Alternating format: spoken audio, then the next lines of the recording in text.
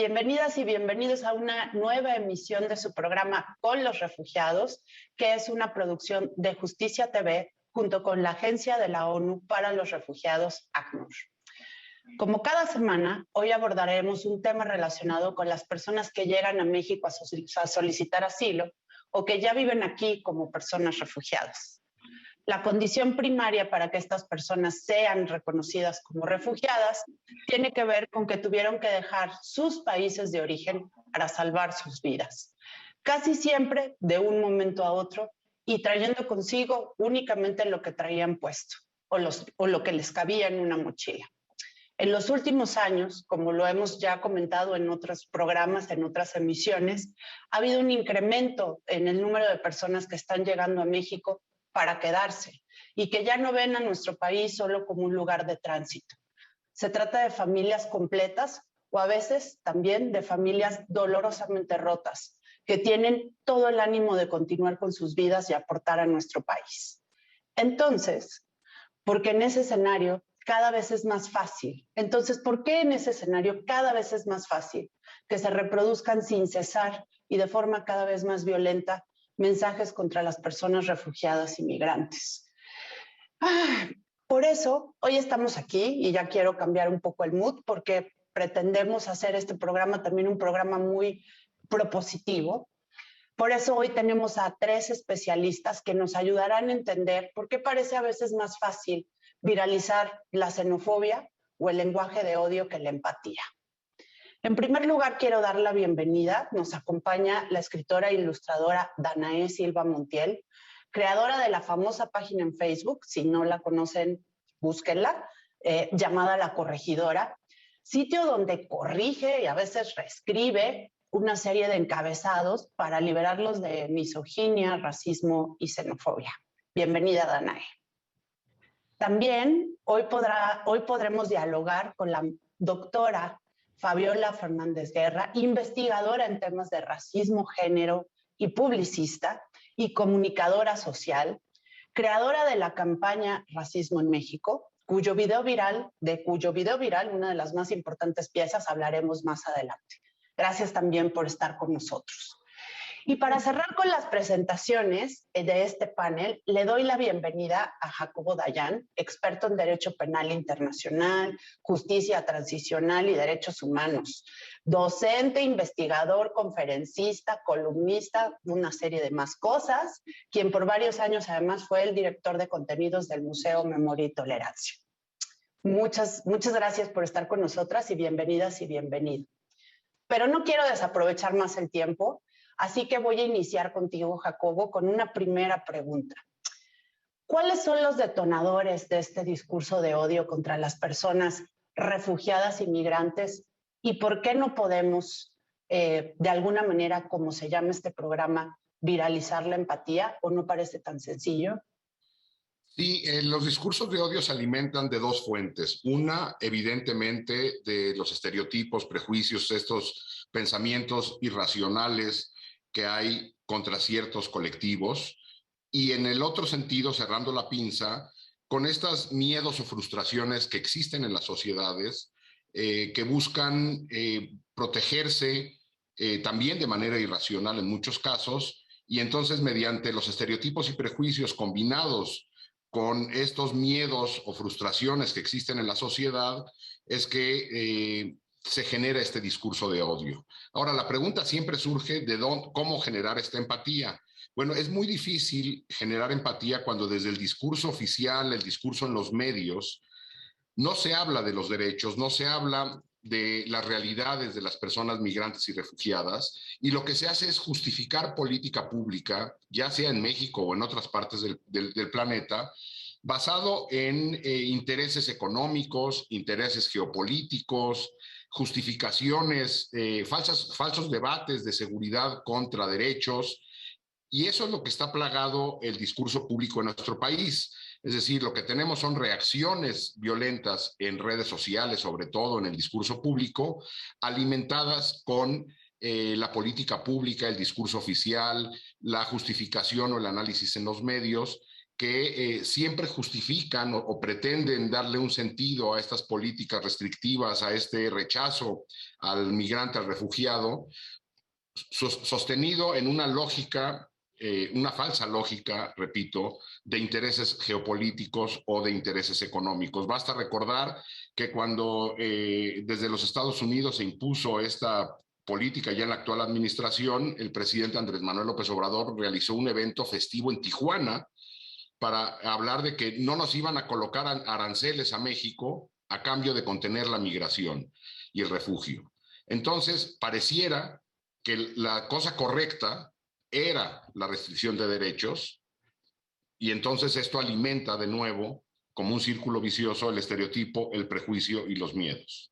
Muchas gracias, Jacobo. Y creo que retomando un poco lo que tú dices y hablando de cómo parece haber un lenguaje de odio predominante en la agenda pública, creo que también hay iniciativas que ayudan a viralizar la empatía, aunque parece un gran reto. Y por eso quiero hablar contigo, Danae, que nos cuentes cuál ha sido tu experiencia con la corregidora, porque un poco te enfrentas a ese discurso público oficial.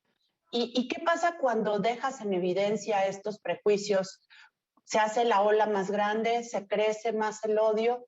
¿Cómo lo vives tú cada vez que corriges un titular, una nota y detonas un debate al respecto?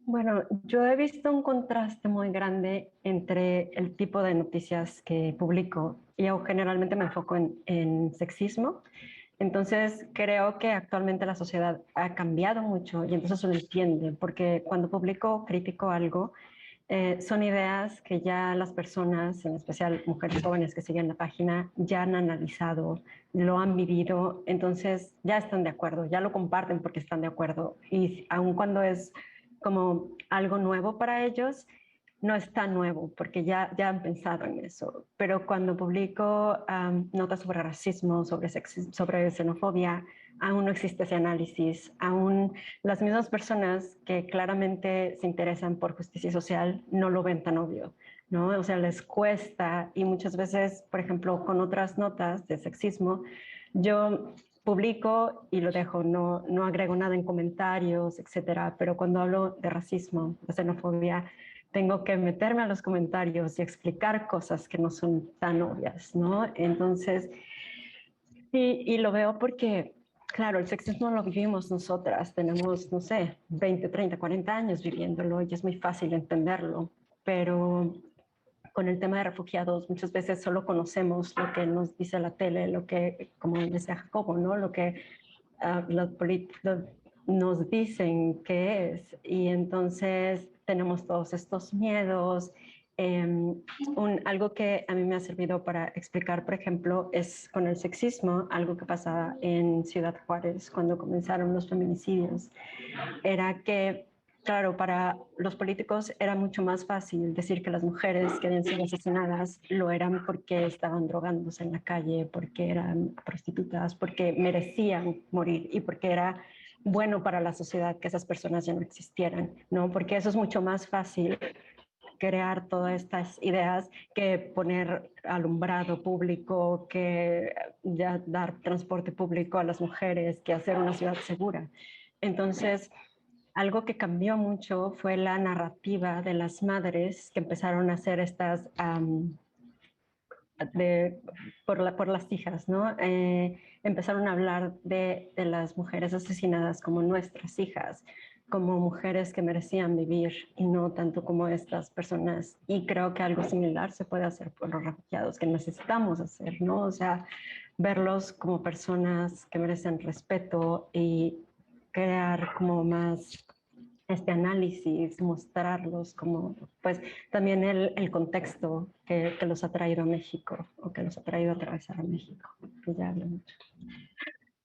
Muchas gracias por tu comentario, Danae. Y bueno, no es en un afán combativo, bueno, un poco sí, tal vez, debo confesar que sí. Quiero preguntarle ahora a Fabiola Fernández, ahora sí, sobre un video que nos tocó sacar a la luz hace unos años, cuando yo trabajaba en CONAPRED, y lo traigo a colación porque justo era un video que confrontaba al racismo que existe en México. Y quisiera, Fabiola, que nos relataras un poco sobre esta experiencia y lo que vino después. ¿Qué detonó esta campaña? Hola Valeria, ¿qué tal? Gusto estar aquí, gracias por la invitación. Hola Danae, me gusta mucho tu trabajo y Jacobo, ¿qué tal? Mucho gusto. Mira, quiero conectar con la ley de Murphy. Ahorita justo me diste la palabra y empezaron a hacer unos martillazos. En fin, pero quisiera conectar con lo último que dijo Danae, que creo que es muy importante, sobre la conjunción entre feminicidio y racismo. O sea, ¿cómo fue el cambio, y con el viral, cómo fue el cambio de hablar sobre el asesinato de mujeres a conceptualizar, a imponer el concepto en la esfera pública de esto se llama feminicidio y tiene estas características? En cuanto ya se pudo nombrar y materializar, ¿no? El suceso, el fenómeno social que estaba sucediendo bajo un concepto socializado, la argumentación tanto mediática como en los colectivos cambió. Y esto me lleva a la campaña que hicimos de racismo en México para el CONAPRED desde 11 Cambio Social, que justamente cuando yo me acerqué a ti, Valeria, que te dije es importante hacer una campaña sobre el racismo en México, porque no existe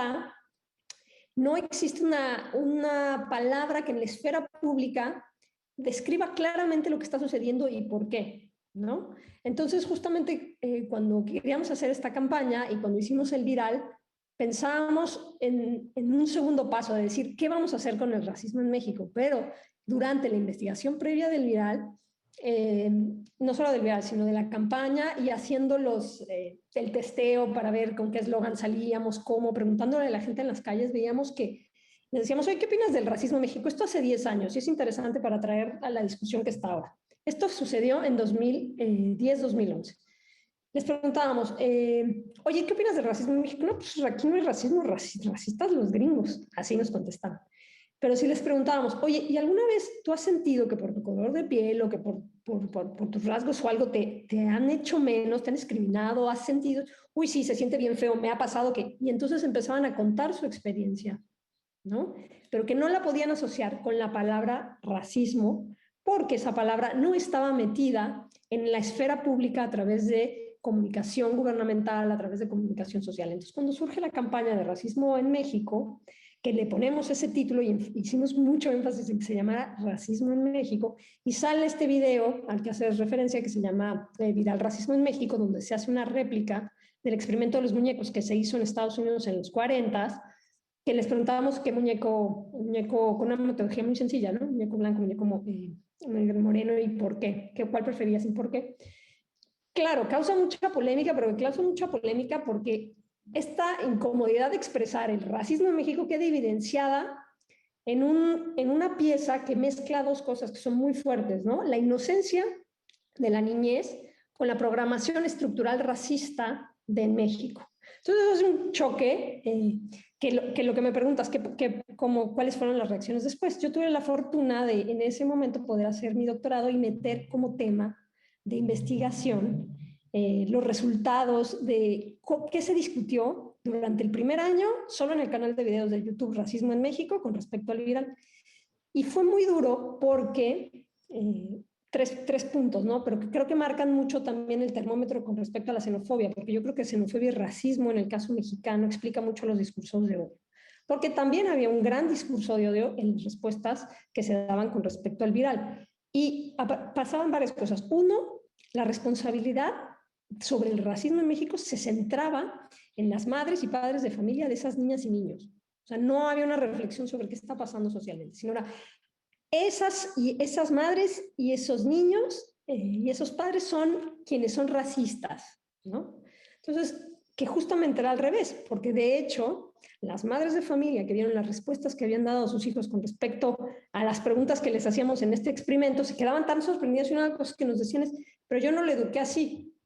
Entonces, esto es muy importante porque permite entender las esferas del racismo a nivel emocional y del racismo a nivel estructural y de romper determinados mitos. Uno de ellos es la escuela como un espacio neutro donde, digamos, que se da una educación no racista, cuando sabemos que la forma, digamos, que una de las principales presiones que ha habido durante muchísimos años en distintas escuelas es que no se hablara la lengua materna, sino que se hablara el español para un proceso civilizatorio, desconociendo el bilingüismo y obligando a niñas y niños a hacer cualquier cosa. Lo mismo con niños sordos, pero bueno, quiero decir, con la parte de la diferencia. Entonces, el echarle toda la responsabilidad a las niñas y a los padres de familia, el después culpar que no iban a la escuela y que por eso eran racistas, y tercero, que también era muy interesante, el decir que se quería hacer quedar mal a México, ¿no?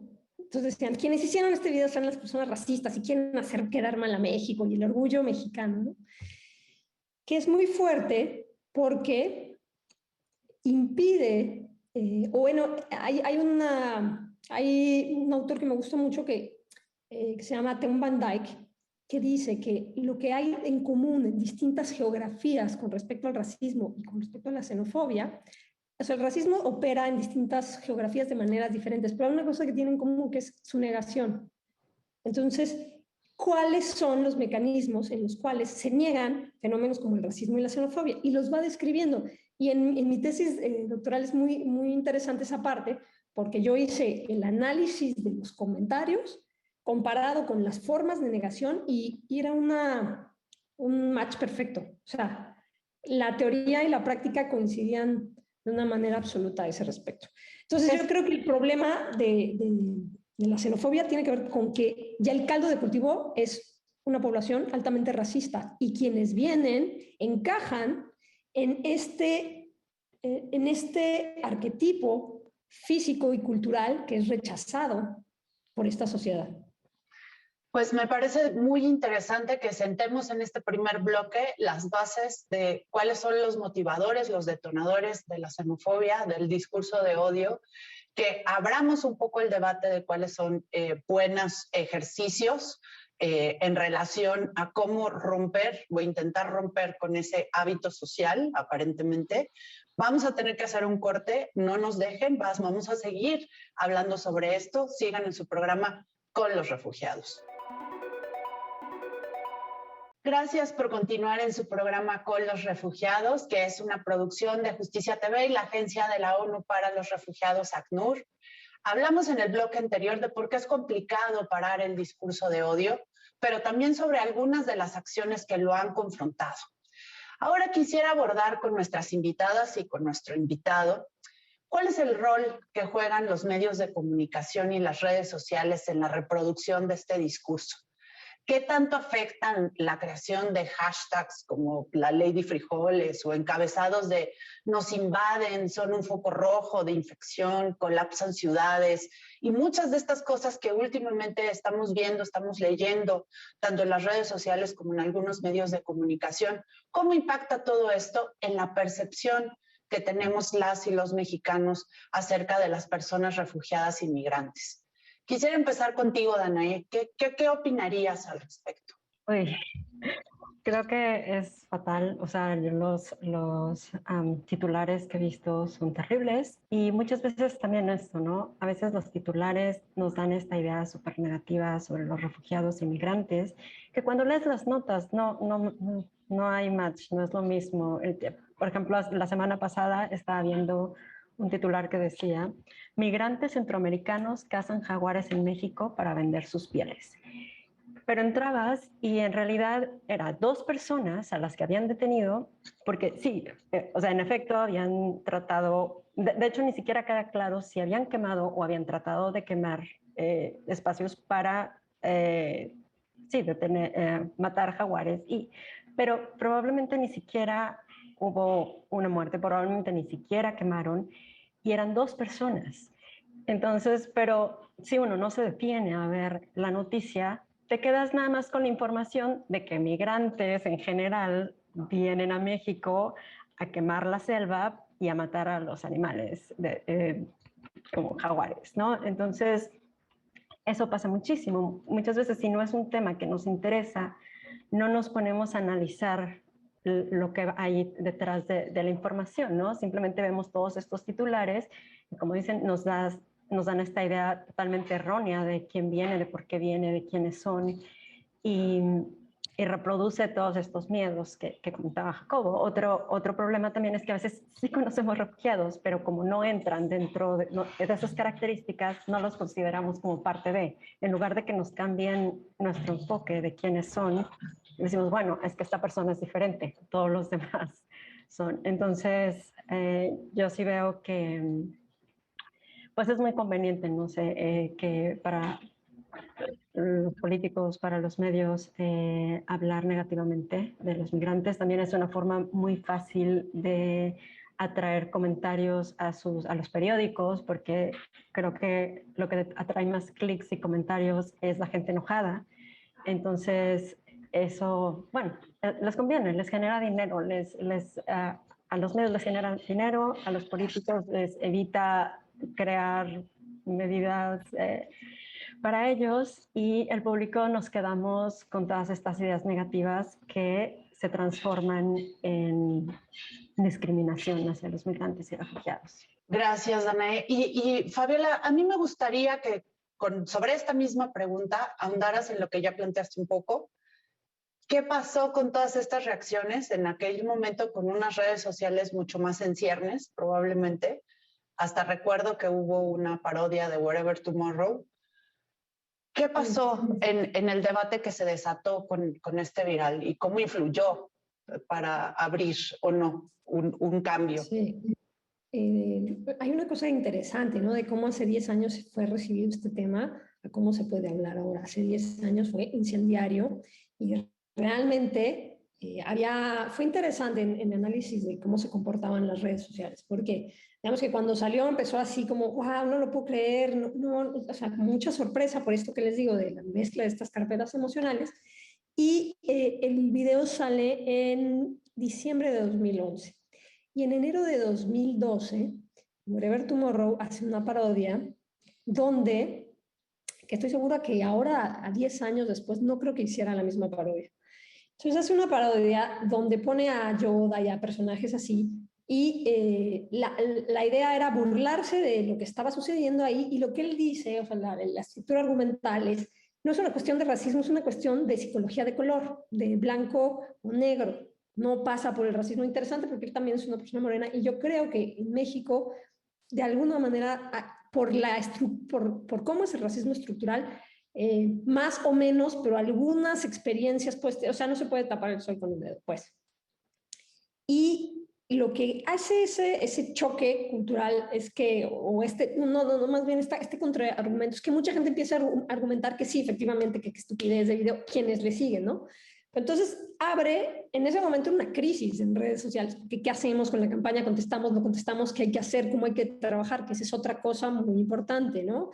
De cómo, eso es otro tema, pero no lo dejo de decir porque quienes trabajamos en campañas de temas sensibles tenemos que cuidar mucho la imagen de la gente que aparece en estas campañas y los cuerpos que se ponen para estas campañas o mensajes sociales, porque las redes son una fuente o sea, al ser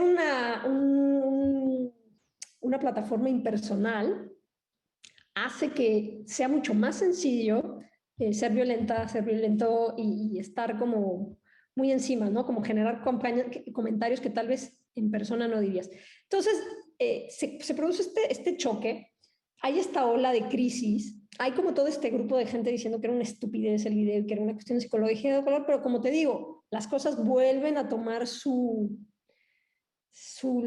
camino, y entonces nos empiezan a llamar de distintos lugares, y al CONAPRED también, o sea, es una campaña que posiciona mucho a CONAPRED para hablar de este tema, de distintos foros, y hoy por hoy la pieza del experimento de los muñecos se utiliza para abrir un debate en muchos foros sobre la discusión del racismo en México, y de hecho lo sacaron el año pasado, o sea, cada 21 vuelven a salir o en España, o vuelven a utilizar esa pieza. Y yo creo que lo interesante de esta pieza es que les preguntamos, digamos que en la réplica de Estados Unidos no se les pregunta por qué, y en México sí les preguntamos, pero ¿por qué? Y entonces ahí encuentras por qué no me gusta el color café, porque pega, porque tengo más confianza. Entonces ahí puedes desestructurar o puedes reentender cómo está operando el tema del racismo, ¿no? ¿Cómo es que opera y cómo es que sucede en las redes? Y también es muy interesante que con la pandemia, porque también quisiera hacer el link, porque el tema de la xenofobia no es un tema, digamos que del siglo XXI en México, desafortunadamente. Ahora con la pandemia se hizo otra vez toda una serie de memes y sí, yo diría de memes y de tweets y de estructuras de redes sociales súper fuertes con respecto a la población china. Y yo formo parte de un colectivo que se llama Colectivo para Eliminar el Racismo en México. Y ahí hay un investigador, dentro de las 3 líneas, trabajamos varios: racismo en medios de comunicación, racismo antichino, racismo antiindígena y racismo antinegro. Y el racismo antichino, dentro de eso, Marco, que es un investigador, Marco Jiménez, habla sobre la matanza de chinos que se dio en 1911. Fue una masacre de 303 personas en una noche, que surge, bueno, se vincula con la revolución, pero hay como un saqueo y la comunidad china se dedicaba a hacer cuestiones de lavandería y cuestiones de muebles o de bienes. Y hay un saqueo y hay una justificación del asesinato de 303 personas. Y es interesante, traigo esto a cuenta porque no es algo que se nos enseñe en las escuelas. No es algo que sepamos que pasó y que no se, como decían, ¿no? No hay una intención en los medios y como decía Jacobo, hay políticas públicas que van dictaminando quién tiene voz, quién no tiene voz, qué es importante decir y qué es importante dejar fuera, ¿no? Y ahora, con la pandemia, volvieron, había un meme que yo que lo pongo en clases y en talleres, donde hay uno que se hizo 3 versiones que decía: coronavirus matando un mismo chino 3 veces. Y entonces salen distintas personas chinas, pero obviamente tienen los ojos rasgados. Entonces es la burla de que de que toda la gente china es idéntica, ¿no? Entonces matando, si te pones a pensar lo que significa ese meme, es de una crueldad terrible, y está con 3 versiones diferentes en las redes sociales. Y ahí lo que hicimos desde Coopera fue un contramensaje, por lo que nos preguntabas, Valeria, en el cual es como: lávate las manos contra el racismo. Entonces era primero, ponte, ¿sabes cómo era de ponte gel, haz esto y esto? Entonces detén tweets, detén memes que solo están fomentando discursos de odio en un momento donde, de acuerdo, esto ahora tiene menos potencia, pero imagínate en 19, 20, estábamos todas enardecidas con el tema del coronavirus, cómo estaban las redes con respecto al tema chino. Que si tú lo vinculas con lo que sucedió y con la prohibición, había una prohibición sonora de matrimonio entre personas mexicanas y personas chinas. Y a las mujeres, además ahí se mezcla xenofobia, racismo y sexismo. Era durísimo, eran muy penalizadas si tenían parejas chinas, porque se pensaba que se deformaba la raza, ¿no? Y todo esto que tocas me hace recordar también, Jacobo, muchas de las exposiciones, pero también de experiencias que tuvimos en conjunto, como aquella instalación de Tweetbalas, no sé si la recuerdas, ya también debe tener aproximadamente como 10 años, 7 años, no lo sé.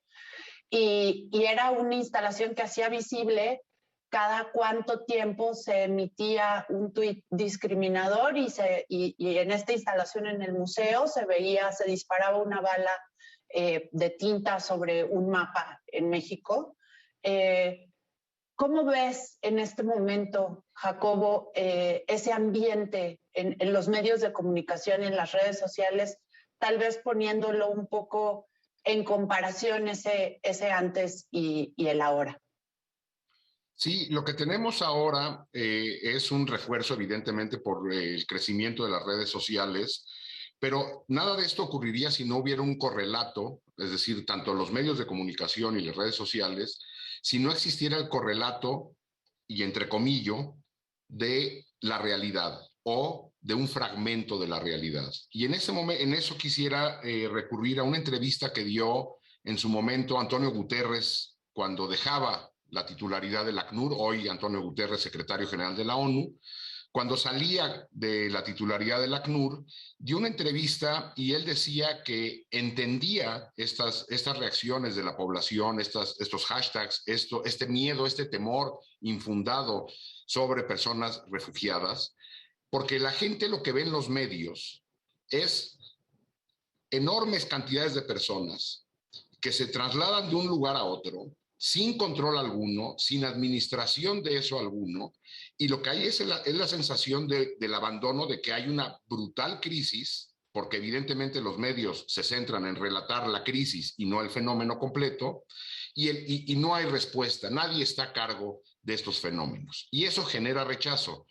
Y entonces en ese momento habría que pensar, por ejemplo, en otros fenómenos donde también los estados no responden a las necesidades apremiantes, y pensemos, por ejemplo, en México ante los altísimos niveles de impunidad, pues el discurso de defender el debido proceso pareciera que se está defendiendo a criminales, que esa es otra vez lo que circula en medios o circula en redes: defender derechos humanos es defender criminales. ¿Por qué? Porque el Estado no está haciendo lo que le toca. Y en el caso de la administración de la migración y el refugio ocurre lo mismo. Como hay una pésima administración del refugio, lo que vemos son en los medios, en las fotografías, en los videos, gente que parece que de manera descontrolada, sin quien administre esto, va a llegar eventualmente a nuestra comunidad y va a alterar las formas de vida. Bueno, si hubiera un control y una administración correcta de esto, se podría alimentar un mensaje distinto al que ocurre, al predominante. Pero incluso el Estado refuerza el rechazo al migrante o al refugiado con frases como contendremos la migración y el refugio, vamos a poner a la Guardia Nacional a resolvernos este problema, es decir, es de tal magnitud que requerimos al ejército para administrar esto. Entonces, los mensajes de la realidad, entre comillas realidad, porque evidentemente es una fracción de la realidad, alimentan el mensaje en medios y en redes. Me quedo un momento más contigo, Jacobo, porque me interesa saber ¿cuál crees que sea el elemento que pudiera estar detrás de ese discurso como motor principal? Tú, que tienes un conocimiento muy amplio sobre el clasismo, la xenofobia, pues la aporofobia, ¿no? Pensando que además muchas de las personas que están llegando a México tienen mucha semejanza con nosotros mismos, ¿no? Y que están viniendo principalmente de Centroamérica, aunque ahora tenemos un fenómeno particular con los haitianos y con personas extracontinentales, pero la gran mayoría de estas personas que están llegando son muy similares a las mexicanas y los mexicanos. ¿Qué crees tú que está detrás? ¿Y por qué hay un caldo de cultivo que a lo mejor con estos mensajes que tú dices de la agenda pública pues reciben una buena respuesta? Me parece que es transversal y tiene que ver también con una doble moral. O sea, no nada más quienes llegan a nuestro país son similares a nosotros, sino nosotros mismos padecemos de los mismos o de similares condiciones en la frontera norte. Y la indignación social sí surge cuando las políticas restrictivas, las violaciones a derechos humanos, las escenas de horror llegan de los Estados Unidos. Es decir, hay que recordar la reacción que hubo en México con estas jaulas que se instalaron en los Estados Unidos en la época de Trump, o las recientes escenas de personas a caballo golpeando migrantes en los Estados Unidos, sí generan indignación en nuestro país, pero no somos capaces de voltear a ver lo que nos ocurre a nosotros. Es decir, tiene que ver también con una doble moral, porque nos suponemos un país frágil, un país con problemas. Entonces, como tenemos muchos problemas, mejor que no llegue nadie más y primero se nos garantice a nosotros. Pero repito, es una doble moral y alimentada por el discurso público. Es decir, incluso lo que está ocurriendo, el discurso público oficial, incluso lo que ocurre en estos días es culpar a los Estados Unidos desde el discurso oficial de la crisis que hay en la frontera sur de nuestro país, cuando es una decisión a fin de cuentas local en la administración de ese fenómeno. Podría hacerse de otras maneras, aunque se quisiera contener, repito, entre comillas, la migración y el refugio. Entonces, atraviesa todo esto, atraviesa la xenofobia, atraviesa el racismo, atraviesa la porofobia, atraviesa los propios miedos que tenemos como sociedad, de situaciones apremiantes, económicas, de seguridad, etcétera, pero sobre todo tiene que ver con una falta de respuesta desde el Estado a los fenómenos que tendría que hacerse cargo desde el propio Estado. De fórmula muy, muy rápida, antes de irnos a corte, Daniel, si pudieras decirme en un minuto, ¿tú crees que es posible o tú cómo percibes el debate sobre estos contenidos? ¿Hay apertura? ¿Hay esperanza? Yo creo que sí, y justo como decía Jacobo, es algo que yo había notado, o sea, porque nosotros como mexicanos entendemos totalmente cuando la gente de Tamaulipas, de Coahuila, tuvo que dejar sus casas para irse a vivir a Estados Unidos, para irse a otros lugares, por la situación, y lo entendemos y nos sentimos mal por ellos, etcétera. Entonces, ¿cómo es que no podemos sentir lo mismo cuando es alguien que viene de Centroamérica, no? O sea, necesitamos que nos compartan los medios un poco eh, el contexto para decir, bueno, entendemos a esta persona, es exactamente la misma situación, porque si entendemos a los que se tuvieron que ir de Tamaulipas, pero no a los que se tuvieron que ir de Honduras, ¿no? Y algo también, pues, que a mí me preocupa con el ejemplo que les decía, por ejemplo, de inmigrantes centroamericanos y que hablaban de un caso de 2 personas, es que eso que pasaba cuando hace unos años, que en Estados Unidos empezaron a publicar como las notas de crímenes que habían hecho inmigrantes, ¿no? O sea, para tener como toda esta idea negativa de los inmigrantes, que es algo que pasa, por ejemplo, en Polonia, que la televisión que es apoyada por el gobierno también tiene, publica específicamente y buscan cualquier cosa que un inmigrante haya hecho en Europa para publicarla. Y entonces personas que en teoría pues se creen buenas personas, personas de familia, ven eso y tienen terror a cualquier persona de piel oscura que camine por enfrente, porque lo único que conocen son todos estos crímenes, muchas veces ni siquiera son ciertos, pero algo que se publicó en Francia se vuelve a publicar.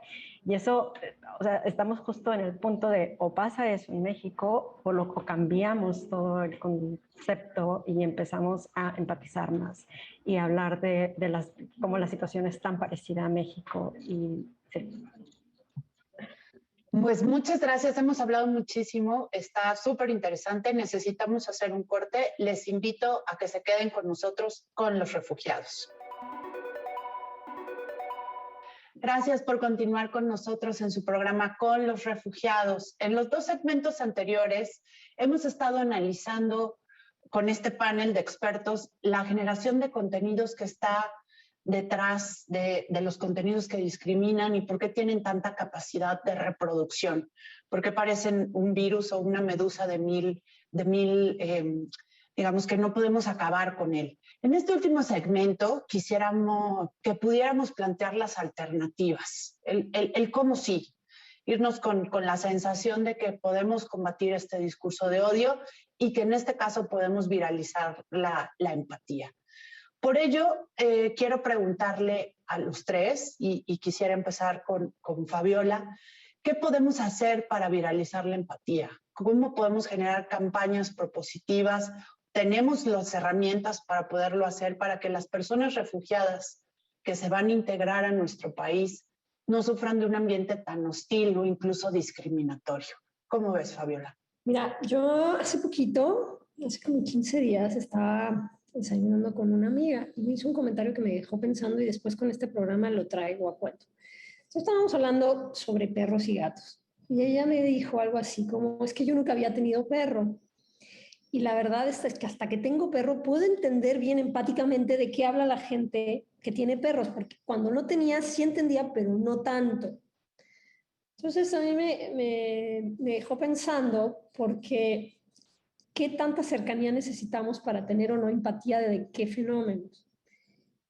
Y eso por un lado. Y por el otro lado, ¿cuál es la tasa de migración de México? Entonces, revisando los datos de 2021 de la tasa de migración de México, es 1.500.000 personas, algo así, ¿no? Lo vi en remesas, en el actuario de remesas de ahora, ¿no? Pero son 12 millones y va fluctuando entre 11 millones 500. Entonces, yo me puse a pensar, si cerrémoslo a 12 millones, y de esos 12 millones que están migrando a Estados Unidos, conocen a uno, entonces ya tenemos 24, ¿no? 24 millones. Si conocen a 2 personas o tienen relación con 2 personas, tu hijo y tu mamá o algo así, entonces ya estamos hablando de 36, ¿no? De 36 millones. Y así, entonces, haciendo esa labor, o sea, México tiene experiencias migrantes en la población general que no están siendo recogidas como voz en campañas ni en mensajes sociales. Yo realmente no lo sé, porque también otra cosa que es muy interesante y que busqué, digamos que en la parte técnica de cómo se hacen campañas, que es en la población objetivo, y la Ciudad de México y Nuevo León, Jalisco más, pero la Ciudad de México y Nuevo León tienen poca tasa migrante y de aquí salen muchos de los mensajes que se filtran en las redes sociales. Entonces Baja California, que tiene una tasa muy fuerte, Tijuana, tiene una tasa muy fuerte, Jalisco, en todo el norte.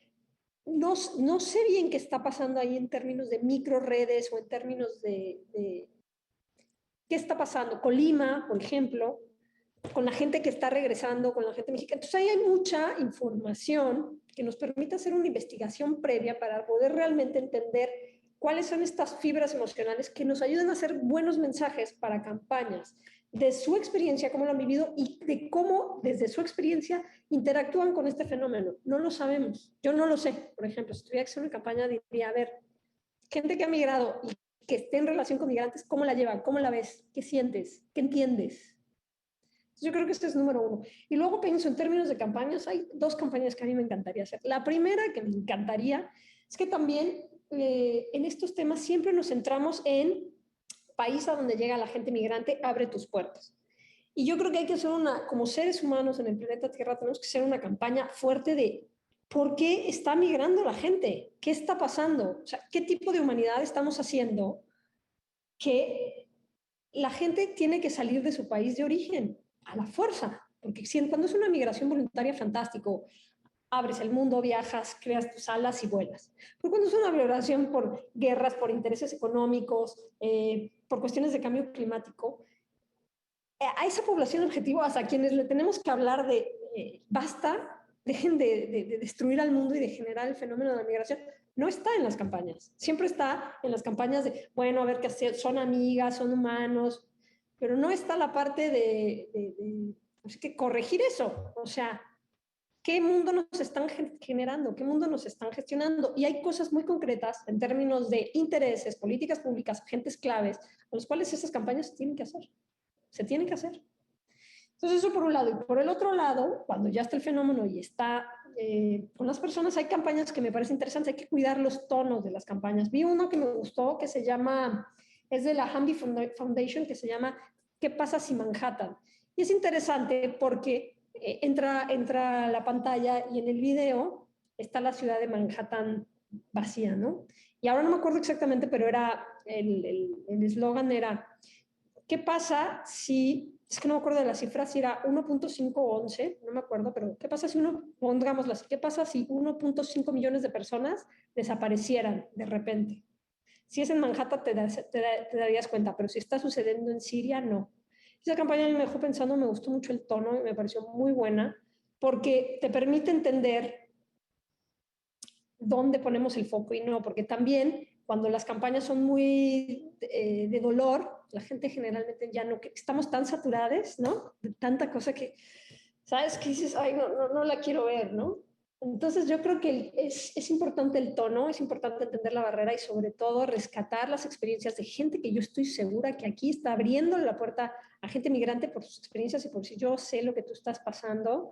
Y hay mucho de eso que se tendría que poner en voz y también, como decía Jacobo, entender qué está pasando en términos de política pública y de comunicación de políticas públicas y de entender también cómo este discurso del miedo. Tocas un punto que me encantaría abordar contigo, Jacobo, como desde tu experiencia en la generación de muy diversos contenidos. ¿Qué pasa? Hace tiempo tuve la oportunidad de dialogar con Rosa Montero y hacía referencia también a un concepto que me gustó mucho que se llama la falacia del nirvana. Ella decía, a veces es muy fácil rehusarse a abrir las puertas, como decía Fabiola, a ser un país de acogida cuando sientes que hay demasiados problemas en México, demasiados problemas con tus pares y que no tienes oportunidad de ayudarles o de ser solidario hasta que no se resuelva esa situación. ¿Cómo es posible romper con esa falacia del nirvana desde tu perspectiva, Jacobo? Sí, evidentemente lo que se genera en la población, lo que hay, el sentimiento que hay en la población es un sentimiento de impotencia y miedo. Ocurre lo mismo con los temas de violencia. ¿Por qué? Porque lo que vemos, a lo que estamos expuestas y expuestos todos y todas, es a la violencia, a la documentación del evento, del caso, a la nota roja, a la cifra, y evidentemente eso genera rechazo. Cuando vemos las escenas de las personas refugiadas o nos enteramos de fosas clandestinas o de personas desaparecidas, la primera reacción es rechazo y decir, yo no puedo hacer nada, hay muchos problemas, esto me rebasa. Es por ello que es necesarísima una pedagogía social y eso le corresponde al Estado, a las instituciones educativas y a los medios de comunicación. Y en lugar de relatar los hechos y hacer la cronología del horror y hacer la cronología de los flujos enormes de refugiados y migrantes que llegan a nuestro país, tendríamos que explicar los fenómenos. No hay manera de generar empatía si no hay entendimiento de los fenómenos. Entonces, en nuestro país no entendemos los fenómenos. Ante lo que estamos expuestas y expuestos es ante las cifras, ante las escenas violentas, ante las grandes problemáticas, pero nunca con una pedagogía. Entonces, tendría que haber una pedagogía importante desde el Estado, si hubiera voluntad para hacerlo, desde los medios y a mediano y largo plazo desde las instituciones educativas. Si no, no habría manera de romper con este círculo. Me parece muy interesante lo que señalas, Jacobo, y muy duro, ¿no? Porque a veces probablemente sentimos que no está en nuestras manos romper con ese discurso de odio. Y por eso tal vez la página de la corregidora me parece un gran esfuerzo, porque es una forma que se viralizó de cómo combatir este discurso. Danae, ¿tú crees que la corregidora va a seguir teniendo mucho trabajo y que va ahora también que ver más por la discriminación y la xenofobia? Sí, sí lo veo, pero al mismo tiempo, así como he visto la diferencia en la forma en la, tal vez no los medios, pero que sí la sociedad en general ha cambiado su forma de entender el sexismo y ha presionado a los medios, o cada vez algo que se me hace muy bonito a mí es que cuando los medios continúan publicando noticias sexistas, ahora ya la sociedad, las personas, cientos de personas van y los critican y les dicen, oye, este titular no está bien, esta noticia no está bien. Entonces los están cambiando y creo que eso mismo podemos hacer con noticias sobre xenofobia, sobre racismo. Y bueno, yo estoy de acuerdo en lo que decían Fabiola y Jacobo de que las campañas de dolor no funcionan. El ver a las personas sufriendo todos juntos, no, o sea, eso no nos va a hacer empáticos. Es más, entender cómo, bueno, entender el porqué, así como con el sexismo, tenemos que entender por qué nos lleva a hacer las cosas, por cómo funcionan, qué hay detrás. Lo mismo tiene que pasar con la xenofobia y bueno, pues creo que es un poco nuestra responsabilidad y de los medios ir cambiando esa narrativa, ¿no? Muchas gracias, Danae. Quiero que podamos hacer una ronda final y me gustaría mucho que reflexionáramos justo en esa campaña que hacíamos hace 10 años de ¿Sabe México que es racista? Que era una pregunta muy dura.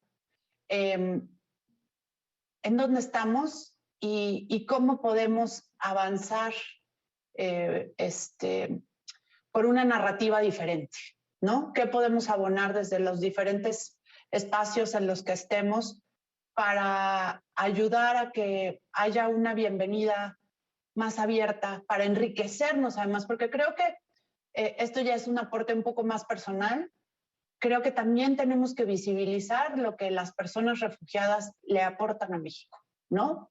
A nivel de fuerza laboral, a nivel de capacidad humana, a nivel de cultura, a nivel de gastronomía, y cómo esa diversidad al final como México nos enriquece. Entonces, quisiera cerrar con cada uno de ustedes haciendo una reflexión así al respecto, ¿no? Sabemos ahora que somos racistas, lo asimilamos más, hay más esfuerzos para combatir esta situación y cómo podemos avanzar más en esa materia. Fabiola, no sé si quieres empezar. Sí, gracias. Sí, yo creo que en estos 10 años ha habido un cambio importante, no solo porque a nivel, o tal vez porque a nivel mediático y a nivel social, ya se puede hablar sobre existe el racismo en México y un grupo mucho menor del que antes decía no existe, va a decir sí, sí existe. Entonces, a partir de, nuevamente, aceptar una realidad, ya te puedes poner a accionar sobre ella, ya puede haber este proceso como de ir entendiendo, ¿no? Y también de ir entendiendo hacia abajo, ¿no? O sea, ¿quiénes son las personas migrantes donde hay esos rechazos? Entonces están Guatemala, Salvador, Honduras, Centroamérica, o sea, países centroamericanos. Entonces, ¿cómo ha sido nuestra relación de manera histórica con los países centroamericanos? ¿Qué es lo que nos mueve? ¿No? ¿Cuáles son estas... qué nos mueve? Sobre todo, creo que una de las cosas a veces, todas las campañas van por etapas, porque hacer una campaña es establecer un posicionamiento que busca generar una apertura de conciencia, y la apertura de conciencia no generalmente se da de un golpe a otro, ¿no? En el caso de la campaña Racismo en México, que pusimos la manta esta de Sabe México que es racista, pues era así como de, ¿sabes? O sea, sabes que eso está pasando, y tomó 10 años, ¿no? De discusión y de distintos ejercicios como llegar a, sí, sí, estamos siendo racistas. Había gente que tal vez se posicionaba en el no, y de repente empezó a ver y entonces sí, como en la mesa velo en la mesa de tu familia, cómo han avanzado las conversaciones con respecto a género, con respecto a racismo. Hace yo creo que sí, 10 años hablar sobre el lenguaje inclusivo en la mesa era un tema. Entonces era como, bueno, 10 años volvemos a hablar. Y lo mismo con el tema del racismo, así van estos temas, ¿no? Entonces, creo que hay una parte también de desahogo de miedos sociales que da, ¿no? Porque efectivamente dices, pues no sé qué va a pasar, no sé quién viene, no sé quién es, o sea, soy una parte de desconocimiento. Entonces también hay que reconocer estos espacios y abrir estos espacios para el diálogo, porque parecería que le estamos obligando a la gente que se salte procesos humanos y que de repente acepte y no acepte y no ni siquiera trabajar la parte de siento miedo. Tal vez hay que hacer una campaña que reconozcamos que tenemos miedo como sociedad. La sociedad mexicana tiene miedo y que no sabemos qué hacer con ese miedo y que no sabemos cómo accionar. Entonces, eso puede permitir desahogar una emoción, nombrarla, y a partir de ello puede hablar de cosas. Ah, bueno, ¿qué es lo que nos da miedo? Pues me da miedo que me quiten el empleo, me da miedo que la gente que viaja, pues es gente que tiene necesidades insegura.